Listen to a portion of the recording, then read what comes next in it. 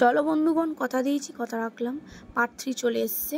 তো আমরা এখন এনজিপি থেকে শটাং যাচ্ছি দাওয়াই পানি, মাত্র 77.7 কিলোমিটার।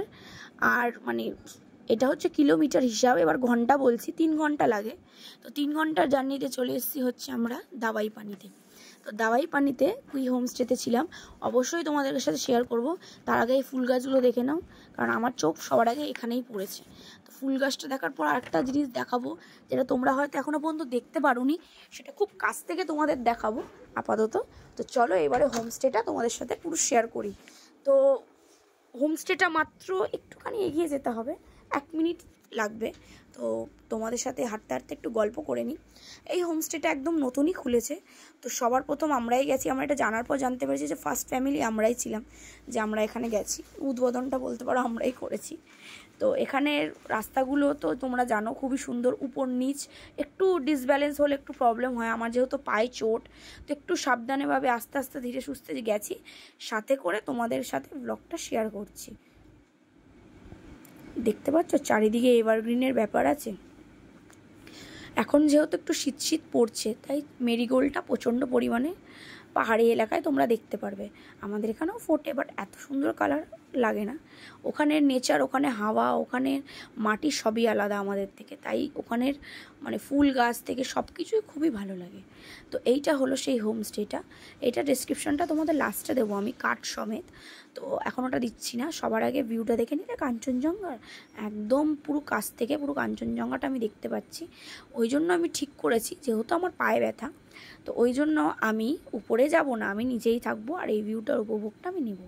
তো প্রিয়াঙ্কাদি আর অঞ্জুদি উপরে চলে গেছে, ওরা উপরে রুমটা খুব বেশি ভালো লেগেছে ওদের, তাই। কিন্তু আমার রুমের থেকে আমি মনে করি আমার ভিউ পয়েন্টটা আমার কাছে আসল, ভিউ পয়েন্টটা এখান থেকে আমার বেশি ভালো লেগেছে। তাই জন্য আমার কাছে রুমটা ম্যাটার করে না, ভিউ পয়েন্টটা ম্যাটার করে। তো ওই জন্য আমি চলে গেছি হচ্ছে রুমে। এই রুমেই আমরা ফার্স্টে থাকছি। তার আগে ওই রুমে আমার বর ওই রুমটা পছন্দ হয়েছে, আমার আবার এই রুমটাই পছন্দ হয়েছিল। তো একটু এদিক ওদিক হয়েছে, কারণ ওইটার একটু গ্লিজারটা একটু প্রবলেম হচ্ছিল বলে, তাই এই রুমে শেষমেশ শিফট করব। তো সবার আগে এই রুমটাই দেখাই, দেখো কত হাইজেনিক, কত সুন্দর, যেহেতু আমরাই ফার্স্টে এসেছি। তো আরেকটাও রুম তোমাদের সাথে শেয়ার করছি, এই রুমটা দেখে নাও। রুম যা ফটোতে যেই আন্দাজে দেখেছিলাম, বাট রুমটা বড়ই আছে, আমার বেশ ভালোই লেগেছে রুম, আমাদের সবারই প্রচণ্ড ভালো লেগেছে রুম। তো এটা হলো হওয়ার পর, এটা হচ্ছে সেকেন্ড রুমটা। নিচে দুটো উপরে দুটো, আমার উপরের রুমটা আমি নেব না, আমি নিচেই ঠিক আছে বাবা। এখানে আমার বর গেছিলো, তাই গেটটা খুলছিল না। রুমটা শেয়ার করার পর উপরের রুমটাও তোমাদের দেখাবো। এখান থেকে ভিউ পয়েন্টটা দেখে নাও, দারুণ কাঞ্চনজঙ্ঘা, তুমি মনে হাত দিয়ে ছুঁয়ে নেবে, এত সুন্দর লাগছে। গুড আফটারনুন ফ্রেন্ডস, এখন 2টো বাজে। এখন আমরা খেতে যাব। স্নান টান হয়ে গেছি, ফ্রেশ হয়ে নিয়েছি, শ্যাম্পু ট্যাম্পু করলাম, করে একটু কেচেও নিয়েছি, আমার কাঁচার পাতি কাছে। তো দেখো আমি রেডি হয়ে গেছি। এই ড্রেসটা আমি অর্ডার করেছি হচ্ছে ফ্লিপকার্ট থেকে। তো এখন আমি যাচ্ছি হচ্ছে লাঞ্চ করতে। চলো কী লাঞ্চে গেলাম তোমার সাথে শেয়ার করছি। এটা স্নান করে ওঠার পর খুব খিদে পেয়েছিল, প্লেন খাবারই আমরা মানে বলেছি।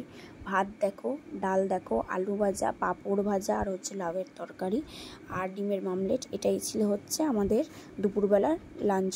তো এরপর দেখা হচ্ছে তোমাদের সাথে সন্ধেবেলা কি করলাম, ওটা কিন্তু আরও ইন্টারেস্টিং, কিন্তু কেউ দেখতে ভুলবে না। আবার দেখা হচ্ছে তোমার সাথে নেক্সট ব্লগে। টাটা, বাই বাই, সবাই ভালো থেকো।